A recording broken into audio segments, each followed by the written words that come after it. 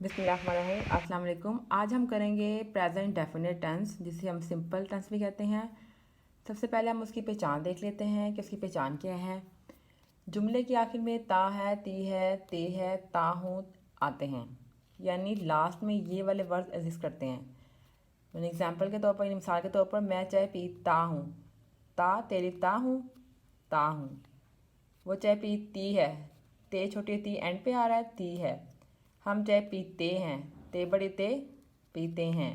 वो चाय पीता है, ते लिखता है। ठीक है। इसी तरह इसकी जब हम उर्दू में पहचान देखेंगे, अगर यानी सिंपल एक सेंटेंस लिखा होता है उर्दू में, तो आपको कैसे पता चलेगा कि ये कौन सा टेंस है। जब ऐसी आखिर में ता है, ती है, ते आते होंगे तो आपको पता चल जाएगा कि ये प्रेजेंट सिंपल या प्रेजेंट डेफिनेट टेंस है। इंग्लिश में पहचान कैसे होती है। एक सेंटेंस अगर लिखा हुआ है तो उसको आपको कैसे पता चलेगा कि ये प्रेजेंट डेफिनेट सेंटेंस है। उसके लिए वर्ब की फर्स्ट फॉर्म उसके अंदर होती है, यानी वर्ब की फर्स्ट फॉर्म इस्तेमाल होती है उसके अंदर एस या एस के इजाफे के साथ, यानी फॉर्म और वर्ब के साथ एस या एस लगाते हैं। लगाते भी हैं और नहीं भी लगाते। देख लेते हैं कैसे। वाहिद यानी ही शीट के साथ एस या एस का इजाफा करते हैं वर्ब की फॉर्म के साथ। जमा यानी आई, दे, यू, वही या किसी प्लूरल चीज़ के साथ एस या एस का इजाफा नहीं होता फॉर्म और वर्ब के साथ। ठीक है। मिसाल के तौर पर आई टेक टी, ये एक प्लूरल जमा वाला है, प्लूरल है, तो इसके साथ टेक टी फर्स्ट फॉर्म तो यूज हुई है, लेकिन एस या एस का इजाफा नहीं किया गया। आगे शी टेक्स टी, ये एक वाहिद जुमला है, यानी ही यूज़ हो रहा है, शी यूज़ हो रहा है, तो इसमें फॉर्म वो वर्ब के साथ एस एस का इजाफा कर दिया हमने। ठीक है, यानी एस लगा दिया हमने। इसी तरह वही के साथ हमने नहीं लगाया फॉर्म वर्ब के साथ, और हमने ही के साथ लगाना है। ठीक है। इस तरह ये इसकी इंग्लिश में पहचान है। अब जब हम एक कोई सिंपल सा सेंटेंस बनाते हैं, उसको बनाने का तरीका क्या होता है। सब्जेक्ट होता है उसके अंदर, प्लस वर्ब लगाते हैं और फिर ऑब्जेक्ट लगाते हैं।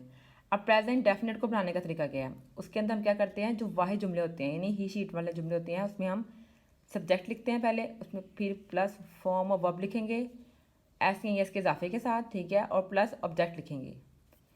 ई एस या एस के इजाफा दोनों में से एक चीज़ आएगी, या एस आएगा या ई एस आएगा। ठीक है। उसके बाद जब प्लूरल बनाएंगे, यानी हम बनाएंगे वी, दे, यू, आए, उसमें क्या होगा, सब्जेक्ट प्लस वर्ब की फर्स्ट फॉर्म लगाएंगे और साथ हम ऑब्जेक्ट लगाएंगे। ऐसे ही इसका इजाफा इसमें नहीं करेंगे। नेक्स्ट चलते हैं। अब हम देखते हैं कि नेगेटिव सेंटेंसेस या जिसे हम मनफी जुमले कहते हैं वो कैसे बनाए जाते हैं। मनफी जुमले बनाते हुए जुमले में डू नॉट और डज नॉट लगाते हैं। अब कब लगाते हैं डू नॉट और डज नॉट कब लगाते हैं, ये देख लेते हैं। जब वाहिद यानी ही, शी, इट के साथ हम क्या लगाते हैं, डज नॉट लगाते हैं। और जब और जुमले में मौजूद वर्ब की फर्स्ट फॉर्म के साथ ऐसे इस नहीं लगाते, यानी जब हम एक वाहिद जुमला बनाएंगे, ही शीट वाला जुमला बनाएंगे, उसमें हम डज नॉट लगाएंगे।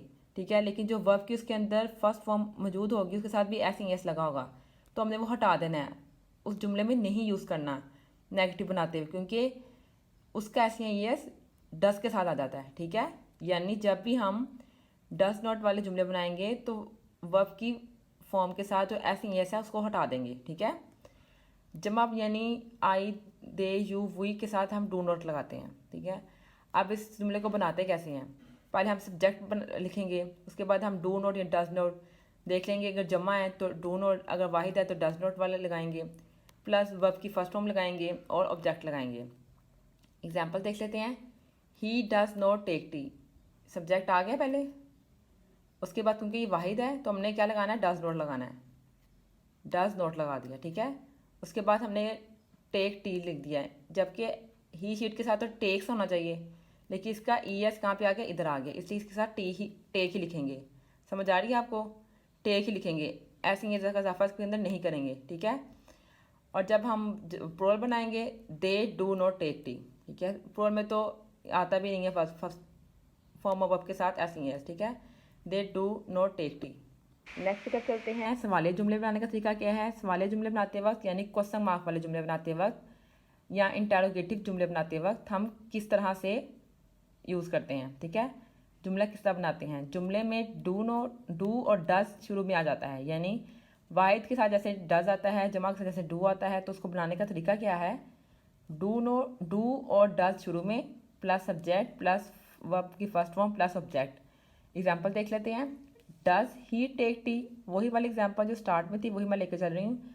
Does he take tea, does शुरू में आ गया, सब्जेक्ट ही आ गया, वर्ब की फर्स्ट फॉर्म आ गई और ऑब्जेक्ट आ गया। एक प्लूरल सेंटेंस में देख लेते हैं, do they take tea, do आ गया, सब्जेक्ट आ गया, वर्ब की फर्स्ट फॉर्म आ गई और ऑब्जेक्ट आ गया। ठीक है, आप अपनी बात याद रखनी है कि हम सिंपल सेंटेंसेस को जिसमें नेगेटिव या इंटरोगेटिव नहीं होते उनको हम एफर्मेटिव सेंटेंसेस और डिक्लेरेटिव सेंटेंसेस भी कहते हैं, और नेगेटिव सेंटेंसेस को मनफी जुमले और सवालिया जुमलों को इंटरोगेटिव सेंटेंसेस कहते हैं। ये आपने बात याद रखनी है। इस तरह आज हमारा प्रेजेंट डेफिनेट और प्रेजेंट सिंपल सेंटेंस कंप्लीट हो गया है।